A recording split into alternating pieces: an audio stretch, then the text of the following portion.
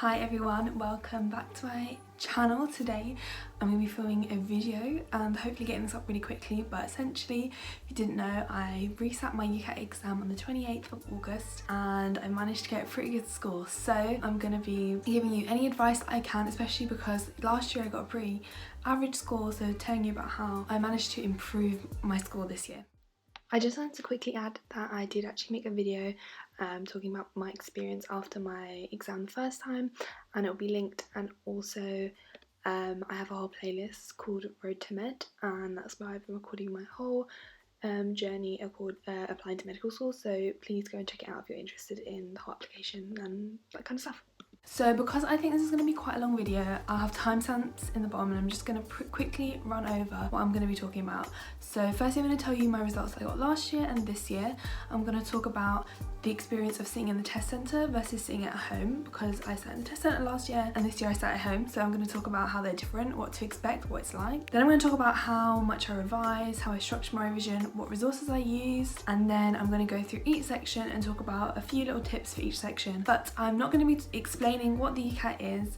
I'm not going to repeat advice that is in so many videos.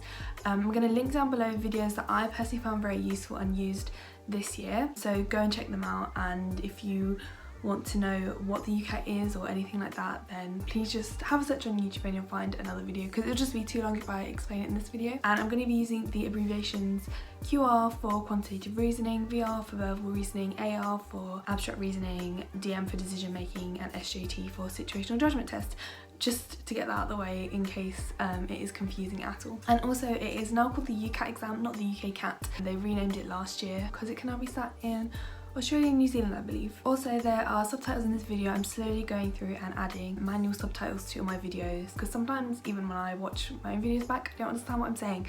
So if you feel free to use them if you want to. And like I said, all the timestamps are in the description, so feel free to skip sections if you want. So let's talk about last year. So I sat it in September of last year, and I got a score of 640 in VR, 650 in DM, 690 in QR, 630 in AR, and band 1 in SJT, which is a total of 2,610 and an average of 652.5. And it was the 70th percentile and decile, I think. So it wasn't too bad, but I think it's good to bear in mind that the lowest 30% I don't think generally apply to medical school, so actually I think it was a slap bang average score, if I'm being honest. All my scores were above the average except for AR. It was actually lower than the average compared to how everyone did in 2019. Obviously all the 2019 data is out, so I can compare directly for that.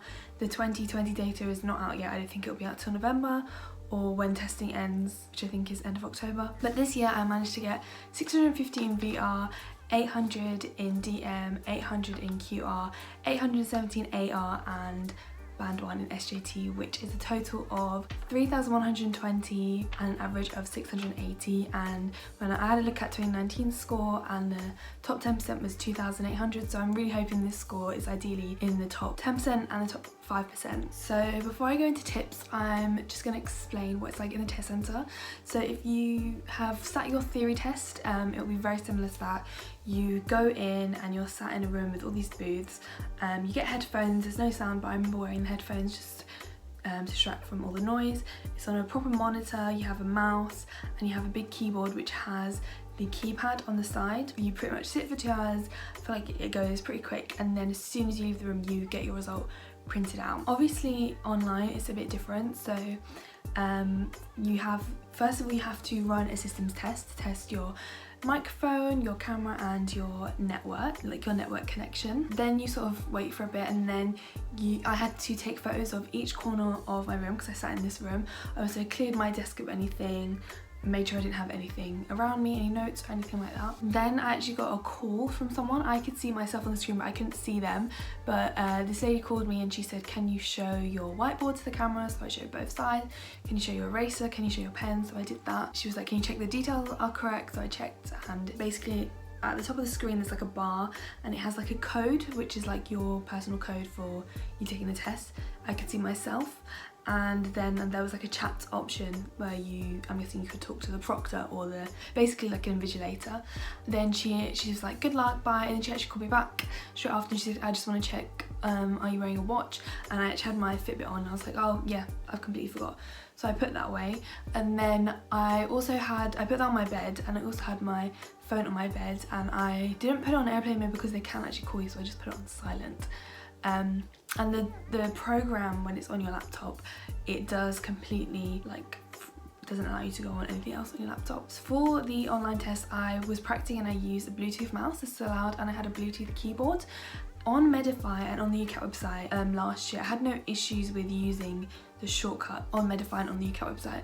However, obviously you get this big keyboard in the test centre with the keypad, so I never got to practice with the keypad for the calculator, especially in the QR section, because it's a lot easier to type because it's like in the same format as a calculator rather than numbers in a line. Obviously my laptop, I didn't have that, so I decided to buy an external Bluetooth keyboard which had that, and I was doing the shortcuts with that again on Medify and on the UCAT website. But I noticed immediately the Alt-N shortcuts didn't work, and I think it's just a thing about MacBooks that they don't work. So Alt-C, instead of bringing out the calculator, would select the option C on the questions, and in the VR section initially I was like, oh my god, they're not working, I can't do Alt F flag, I'm having to use my mouse. However, everyone loves to be like, use the keyboard shortcuts, but I finished every single section with like at least a minute or 2 minutes, so I think don't worry if you're not using the keyboard shortcuts, because I didn't even get to use them and it turned out fine. It didn't affect my time. On the external keyboard that I had, the number pad did work though on the calculator, but you do have to click the calculator before you type like you do on the UCAT website, whereas in Medify you can just type straight away, and on Medify it stores the information from the previous questions on the calculator. That doesn't happen in the UCAT exam. Also, between each question it would like buffer a little bit, and initially I was like, oh my god, I'm losing precious seconds here, but the timer would actually stop, so I wasn't losing any time. So don't worry too much if your connection is a bit shoddy. Mine's definitely not the greatest. So yeah, like I said, don't worry about the keyboard shortcuts if you're taking it on a MacBook, and they're not going to work, but I would recommend a mouse. I do feel like that was quicker for me than the trackpad, but it's really not the end of the world. Like I said, I didn't run out of time, and I was having to manually click next and all of that and click flag instead of using the keyboard, and it didn't make a difference to my time. So a lot of people stress on that point. I don't think it's that important. Don't worry too much about it. So this year I moved out from uni and came back here 6 weeks before my exam date, and what I planned to do was 3 weeks revision every other day, maybe like an hour or so a day, and do untimed revision, and then 3 weeks of more intense revision every day. It turned out more being like 4 weeks of less intense revision and 2 weeks of intense revision. So in the first 3 to 4 weeks I would go on to Medify every other day, and I did about an hour of each section untimed to remind myself of what the questions are like, and then I also did the question bank on the UCAT website, and they're untimed anyway, and I think that was a good opportunity to go through and really analyse the answers, really get to grips with what the sections are like again. I could remember the majority of what I learnt the year before, so it definitely wasn't like starting from scratch.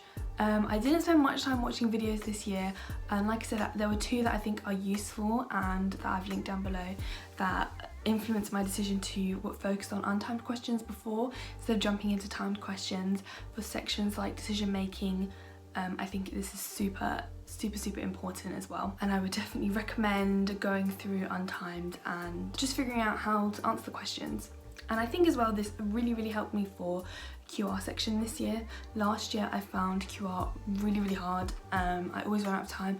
This year it was one of the sections that I was most confident about because I just knew how to answer all the questions. It was just a matter of getting through them in time. Whereas last year it was I had both elements of not knowing how to answer them quickly and running out of time. So about 2 weeks before my exam, pretty much every afternoon I would revise for about 4 hours. Sometimes I'd do a little bit in the evening as well. I did all the mocks on Medify, and I did all the papers and things on the UCAT website. I planned it so I was doing about a mock a day, because I think there's 8 on Medify plus the 4 on the UCAT website, so in those 2 weeks I was doing pretty much a mock every single day, and I recorded all my scores in a spreadsheet just to keep track of how I was doing. I didn't use Kaplan or PassMed or any other resource other than those. I did also use the official UCAT app, and I did follow them on Instagram, but I would never do the questions. The app doesn't have that many questions on it, but it's still a good thing to look at. Last year I sort of jumped into timed questions straight away, and I think it's consistently shown up that that's not necessarily a good idea. Last year I spent a lot of time on QR, and I felt like decision making and SJT were my best sections, and it didn't even turn out that way. It turned out that QR was my best, and I definitely didn't spend enough time on AR. AR is tricky because you can get really high scores if you get an easy set of questions. If you get a hard set of patterns that you're just not good at, you're going to do really bad. And I felt like in 2019, the first time I took the test, VR was harder than on Medify by far, and I found that the passages were just more difficult and more similar to the UCAT website. Decision making, I found it harder on in the real exam than I did on Medify. QR, I found it slightly easier.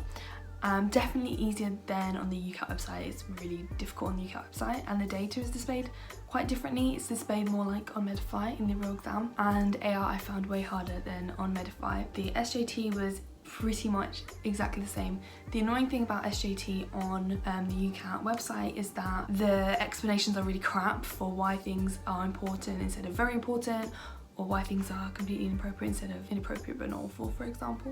This year again I found the VR section way harder. I didn't spend a lot of time on it because I'm quite a fast reader, and I think it kind of reflects in my results. I didn't spend that much time on it, but Medify is definitely easier than in the real exam. I think it shows that VR is usually people's lowest score. The DM section was, this year I found it a lot harder on Medify for some reason, and it was tricky. There were some tricky questions, but they asked me about 4 questions that you get at the end where it's like, type A is this probability and type B is this probability, and then usually 2 of the probabilities are the same and one's different. There was like 4 or 5 of them.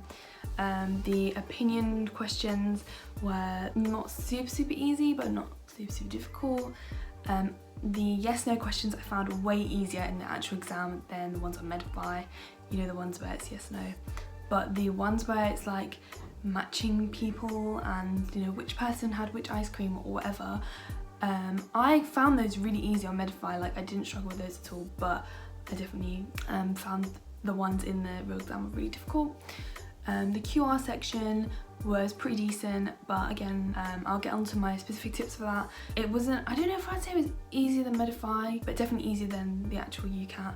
And then I was really lucky with AR. I just got a set of super easy questions and super easy patterns, and yeah, that was an issue. And then, like I said, SJT was the same, very similar to Medify. So now I'm going to go through each section and talk about my tips. I'm going to start going in the order that they are in the exam.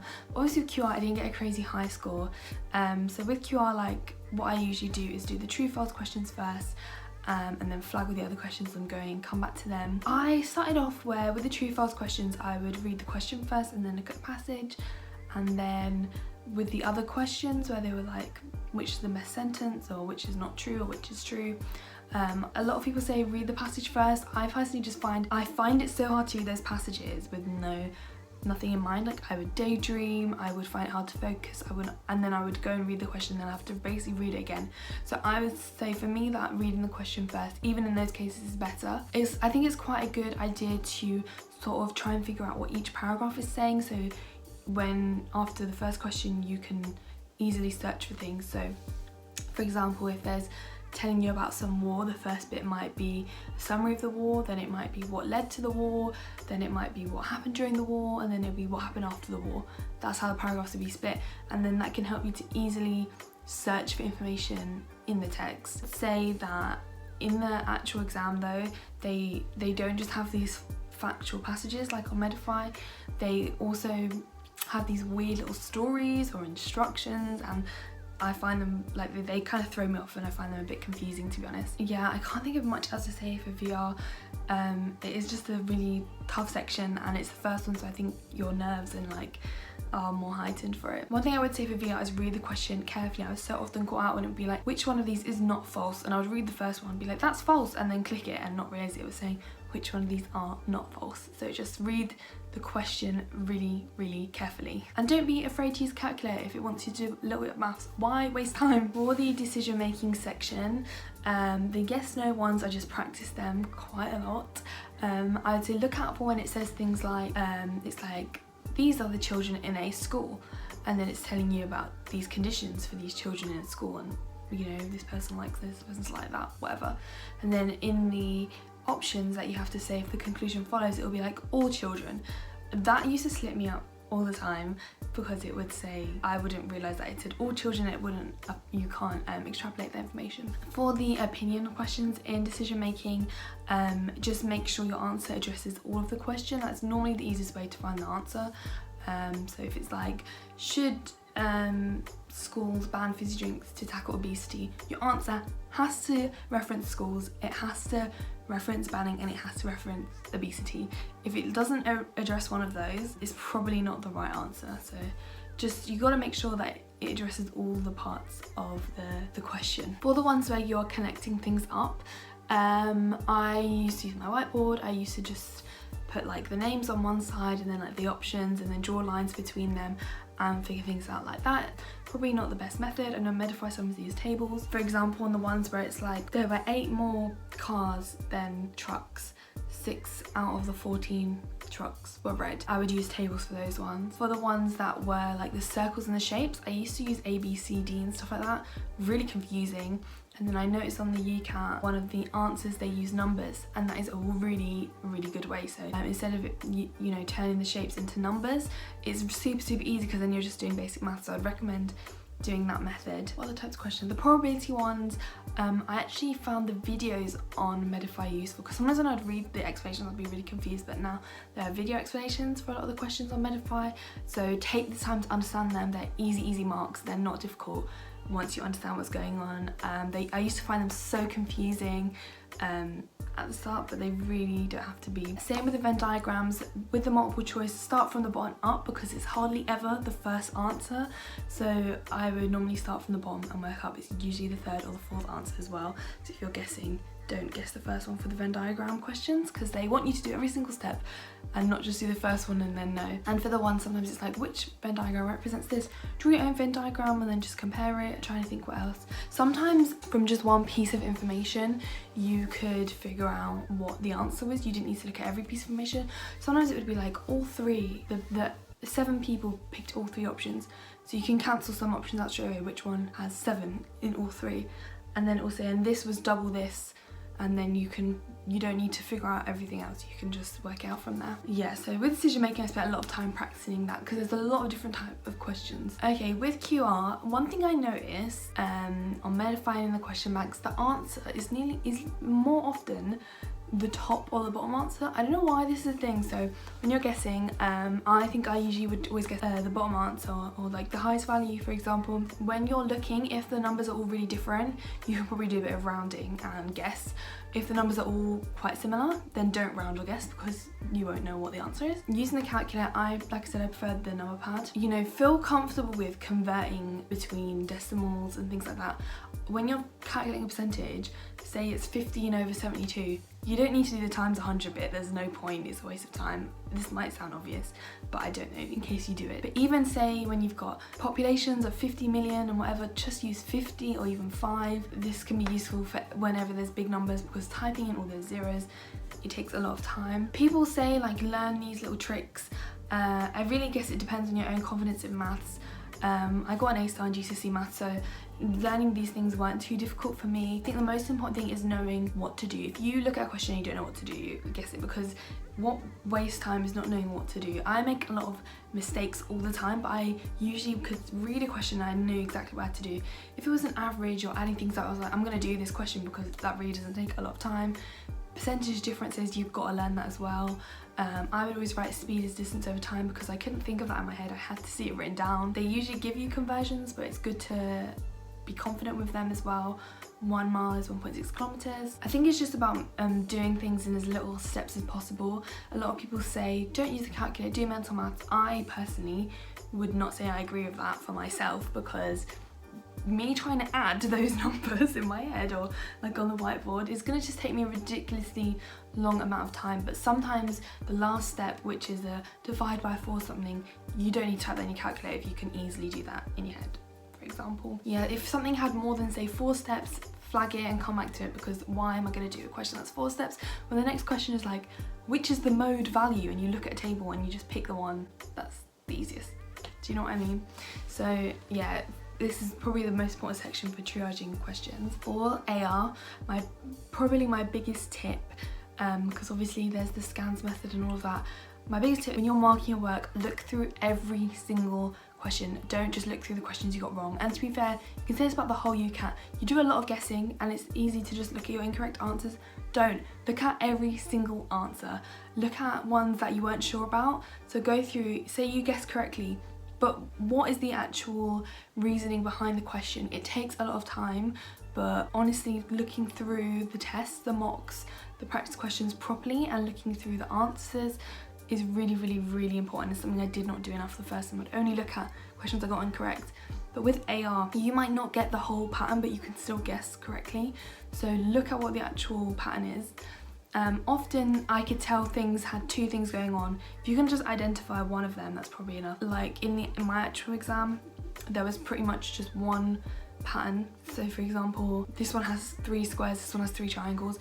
Even though there's so many distractors, I think Medify doesn't have enough distractors. Like in the actual exam, there were so many distractors and I just went with the simplest thing that I could see. Scans can be useful. I know a lot of people write down everything, but I think, I don't know, just like I said, go through the answers, get used to every single one. I used to think, oh, I'm gonna do the ones that's like, what follows next? I'm gonna do those ones first.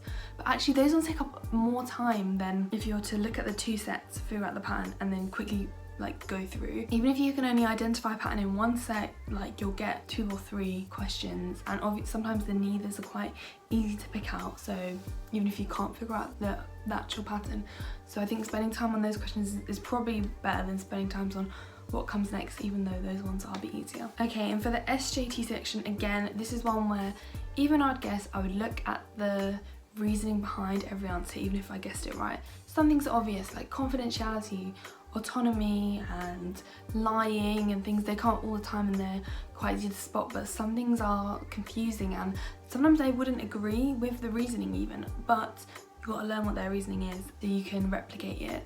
I used to get very, very varied results and I was quite worried about this section, but I got band ones in both cases and I would get a lot of partially incorrects.